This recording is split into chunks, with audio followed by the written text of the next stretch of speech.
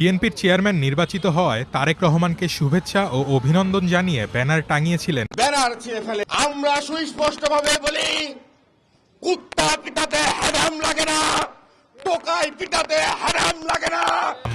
18 জানুয়ারি রোববার দুপুরে বিশ্ববিদ্যালয়ের শহীদ বুদ্ধিজীবী স্মৃতিফলক চত্বরের সামনে প্যারিস রোডে ঘটনাটি ঘটে। নবীর ছাত্র নেতা হিসাবে, একটি দায়িত্বশীল ছাত্র সংগঠনের নেতা হিসাবে আল্লাহর কসম, আল্লাহ সাক্ষী রয়েছে, ধৈর্য নিয়ে আছি।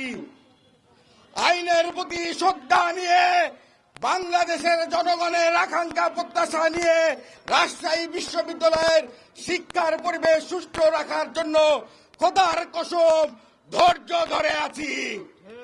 ধৈর্য যদি বিচ্যুত ঘটে, বাংলাদেশে কারো শরীরে মানচিত্র রাখবো না। আমরা রাজশাহী বিশ্ববিদ্যালয়ে